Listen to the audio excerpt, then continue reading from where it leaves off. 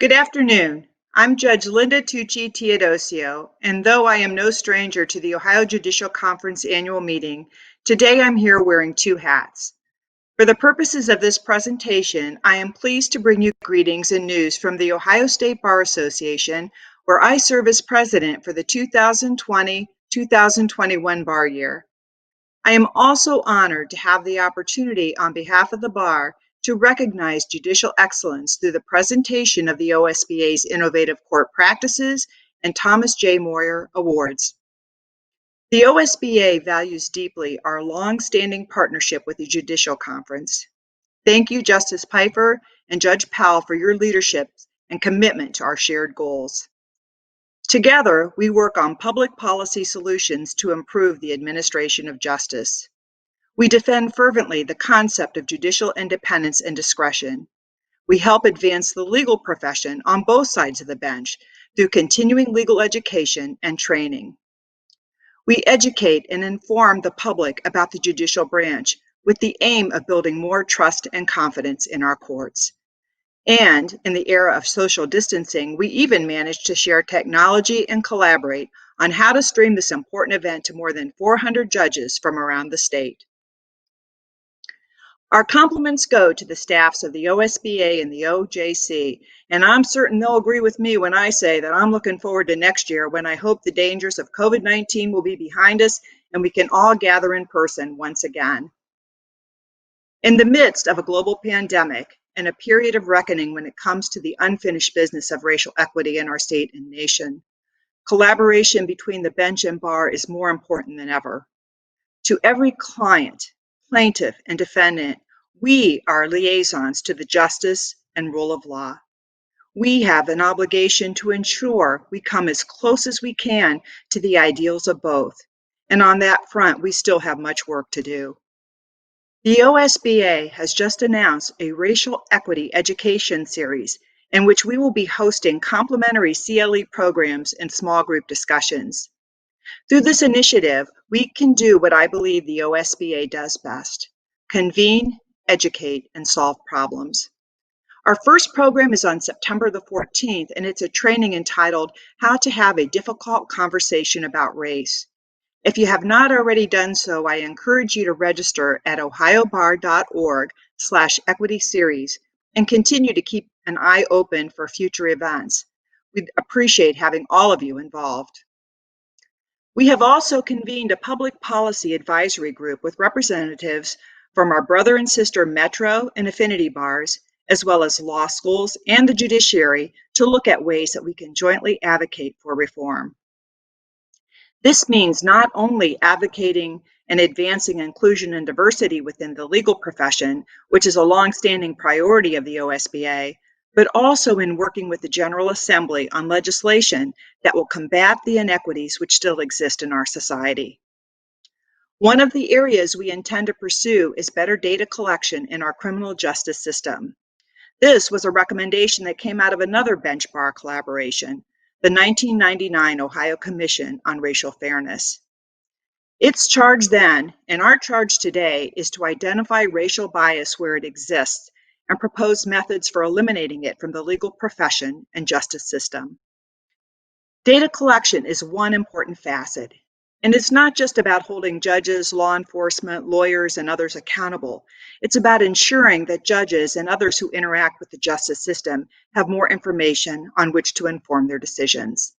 And most importantly, it's about increasing transparency. It's through shining the light on the problems that we see in our courtrooms every day that our divided society can begin to delve deeper into the root causes that flood our dockets, find common ground, and ultimately achieve better and fair outcomes, not only for people of color, but for all. We know that this will be no easy feat, but we are committed to working with the Chief Justice and to supporting all of you to finally make progress in this area. And while COVID is still among us, the OSBA will continue to focus on helping lawyers adapt to dramatic and unavoidable shifts they are seeing in their practices, both substantively and technologically. With an assist from the Supreme Court technology grants, we are seeing judges innovate and lead the way through expanded e-filing, remote hearings, and other creative applications. Things are moving fast, and it's really quite remarkable when you stop and think about how far we've all come in just a few short months. And if there is a bright side, it's that we are evolving into what I think is a tremendous opportunity to improve access to justice. We know that lawyers, their clients, the courts don't need to be in the same room or even in the same town to provide the public with access to justice. We need some more time to perfect and iron out the kinks because there's no turning back, and many of these innovations will be with us to stay. Let's continue to support one another as we navigate these uncharted waters. I look forward to the year ahead and urge you to reach out to me if you see opportunities for the bench and bar to further our shared mission. It has become an OSBA tradition to bestow 2 very special awards to deserving judges and courts at the OJC annual meeting. I spoke earlier of courtroom innovations. The OSBA's Innovative Court Practices Award is one way we recognize them. Through this honor, our hope is to bring greater visibility to exemplary programs and to facilitate the transfer of those programs to other courts across the state. Award submissions are evaluated by the OSBA's Justice Administration and Innovation Committee, chaired by Judge Shriver. Angie Lloyd, our previous chair and executive director of the Ohio Access to Justice Foundation, has the honor of presenting this year's award to a very deserving recipient. It's my pleasure to be here on behalf of the Ohio State Bar Association's Judicial Administration and Innovation Committee to recognize this year's winner of the Innovative Court Practices Award. This year, the award is presented to Judge John Williams in the Hamilton County Juvenile Court for their school-based threat assessment program. The Innovative Court Practices Award recognizes exemplary programs in Ohio's courts that are outstanding examples of innovation and are less than 5 years old. These programs represent a creative approach to court challenges. Judge Williams and his Hamilton County Juvenile Court staff were innovators. After the Parkland shooting in Florida, Judge Williams decided that his court would respond proactively, track school violence, and respond in a way that enabled them to serve the youth in their court and to prevent a tragedy like Parkland from happening here in Ohio. The Hamilton County Court utilizes a clinical psychologist at the beginning of a juvenile process when a young person has been identified as someone who has threatened or committed an act of school violence. Since the inception of the program, 66 young people were charged in Hamilton County with offenses involving violence or a threat of school violence. Each of those young people was, at the initiation of the court proceedings, seen by the clinical psychologist. 70% of those 66 kids were charged with misdemeanors and 30% was charged with felonies. What is amazing about the program is that 80% of those 66 young people had no new delinquency charges after participation in the program, and 100% had no new adjudication of delinquency. These are young people who are out in the community and being successful. We are so honored and pleased to recognize Judge Williams and to give the Hamilton County School-Based Threat Assessment Program a platform to potentially be replicated around the state. There are some expenses up front, but think about the costs that are saved on the back end of this process. I also want to recognize that the Hamilton County program has been recognized by Georgetown Center for Juvenile Justice Reform. Georgetown has now placed a fellow with the Hamilton County program so that they can potentially help support promulgation of this program around the country. This is a tremendous and amazingly innovative program that saw a problem and responded before it was a problem here in Ohio. Thank you, Judge Williams and the Hamilton County Juvenile Court, for creating your school-based threat assessment program. It is our honor to recognize you this year as the OSBA's Innovative Court Practices Award winner. Hi, this is John Williams, Hamilton County Juvenile Court Judge, and I want to thank the Ohio State Bar Association and specifically President Judge Linda Teodosio and the chair of the committee, Angie Lloyd, and the members of the Committee on Innovation for this wonderful award that you bestowed on us. We did this work with so many great members and partners, and one of the most important partners that we had was Dr. Nicole Leesgang, who is our chief psychologist for the court. In Hamilton County, we are committed to our children, our families, and our schools. And Nicole Leesgang was an instrumental member of our committee, and she did incredible research and development along with our other team members to come up with this great assessment tool that we are using and pushing out in our community to keep our kids and our schools safe. So I want to have Dr. Leesgang say a few words about the project and the award. Thank you, Ohio State Bar Association, for this honor. I would personally like to thank Judge Williams, and not just for those kind words, but for him and his team, including Carla Guthner, for their initiative and their leadership. I've been a licensed psychologist for nearly 15 years, and in my private practice for psych, I'm often called upon by organizations to evaluate someone, but typically after the fact. When Judge Williams asked me to be a part of this program, I was rather excited because now I was on the prevention side. Even though our county has not been scarred by any such tragedy, after Parkland, he had the foresight and the courage to create a new program, and not one that criminalizes normal adolescent behavior, nor ostracizes a troubled child. Instead, he tasked me with creating a program to identify those students that may be on that terrible path, and even more importantly, to develop individualized intervention strategies to get them back on the right path.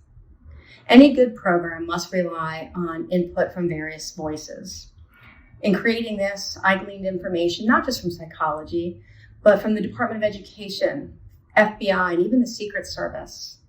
This program has also been successful because it too has relied on input from multiple voices, from judges to probation officers to community providers, just to name a few.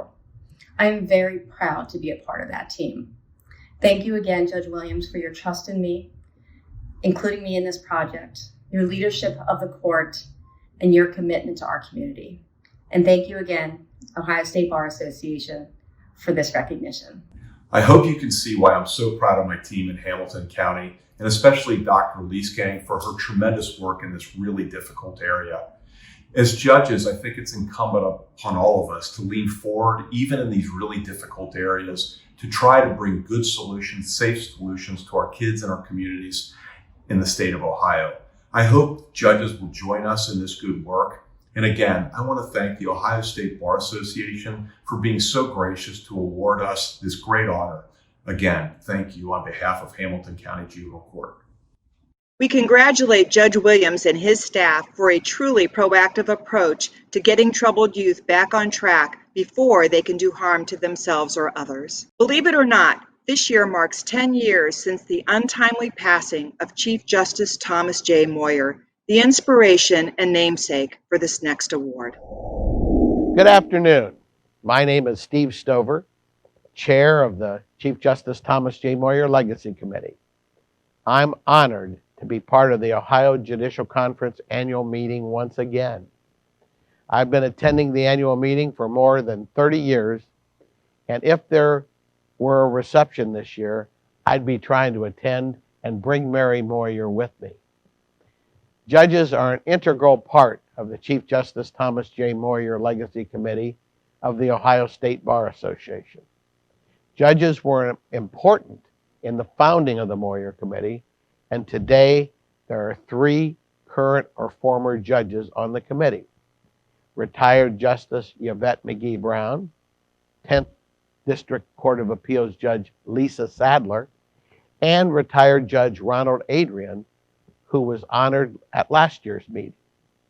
The Thomas J. Moyer Award for Judicial Excellence represents the core qualities we so admired in Chief Justice Moyer, and, I might add, in Chief Justice O'Connor, including judicial excellence, integrity, fairness, open-mindedness, knowledge of the law, professionalism, ethics, creativity, sound judgment, courage, and decisiveness.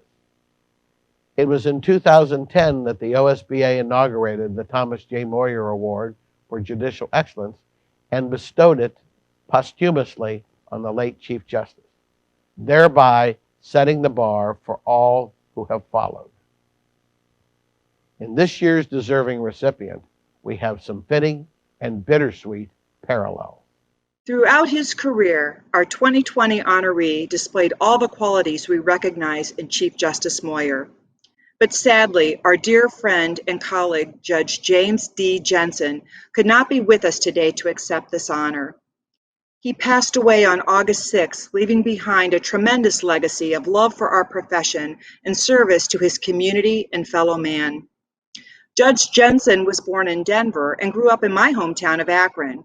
But after earning his JD from the University of Toledo School of Law in 1969, he went on to build a successful practice and career in Toledo, Frogtown to those who know the history of the settlers who tamed the Great Black Swamp and built the city we know today. Judge Jensen knew his history and he loved to share it. There was an anecdote in his Toledo Blade obituary that talked about how, if he had the time, he would give prospective jurors the dime tour of the Lucas County Courthouse.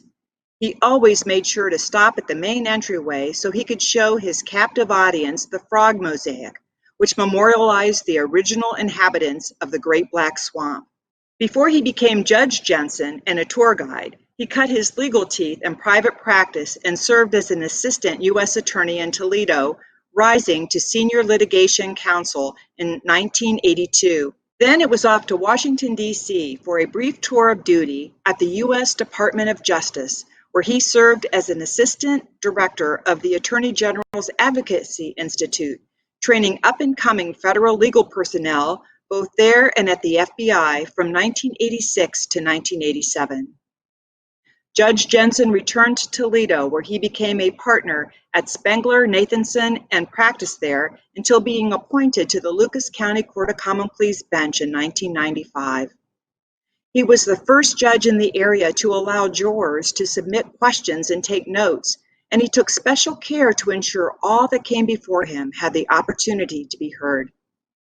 Judge Jensen was thoughtful and fair. He had a quiet command of his courtroom, and the voters of Lucas County recognized his commitment at the ballot box, ultimately sending him to serve on the 6th District Court of Appeals, from which he retired in 2019. Judge Jensen was active in and devoted to the Toledo Bar Association, where he served as president. He is also a beloved alumnus of the Ohio State Bar Association Board of Governors, where his longtime friends continue to mourn the loss of his good humor, good counsel, and good works. Our deepest condolences are with his wife, Lynn, his children, and extended family and friends. Though we wish Judge Jensen could be here to celebrate this well-deserved recognition, we take great solace in the fact that he did know this award was coming. In true Judge Jensen fashion, his comment was, "I'm not sure why I'm being awarded for simply doing my job." Well, we have lined up just a few people who can speak directly to that point. This is a bittersweet moment, but I will never forget when Justice Pat Fisher and I called Judge Jensen on July 29th to tell him that he was the recipient of the Moyer Award. He was genuinely surprised and thrilled. Jim's not usually a man for loss of words, and he was. But when he finally regained his composure after Steve Stover and I told him he was the recipient of the Thomas Moyer Award, in his inimitable fashion, Jim said, "I'm not worthy to be mentioned with Tom Moyer." And that's just not true.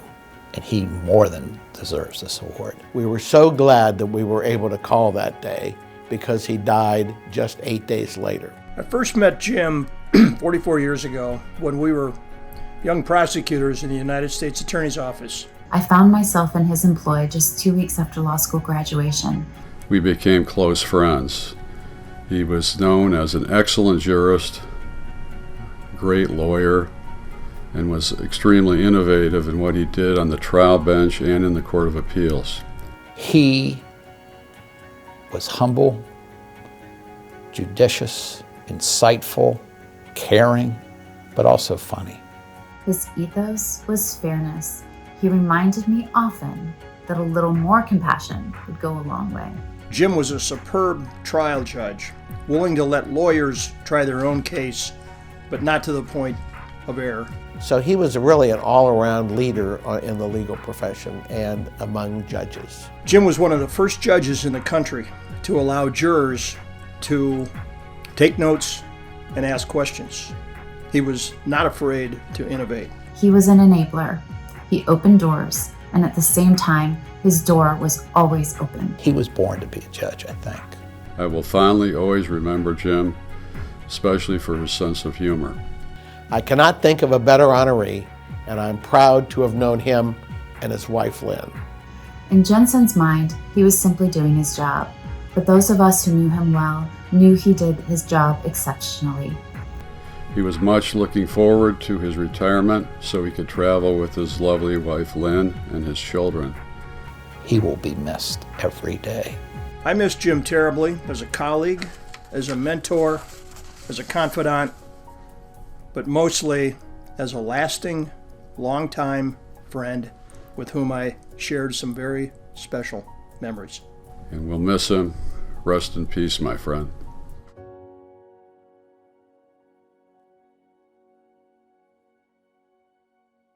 Knowing my father, I can anticipate a few things he would have included in his acceptance speech for this remarkable honor. First, he would have absolutely opened up with a joke, some deadpan wisecrack that would have lightened the pomp and seriousness that naturally comes with award ceremonies. He would have wanted you at ease, and he would have delighted in hearing the laughter of his colleagues. He'd then likely offer up a few self-effacing quips, a very natural inclination for a man of genuine modesty and humbleness. He was deeply grateful for this award, and yet simultaneously held that he was unworthy of it. After all, he was just doing his job, he would say. Now, that opinion was overruled, however, by Lynn Jensen, his wife of 27 years, who successfully argued that all those people who wrote letters of support can't be telling the same lie.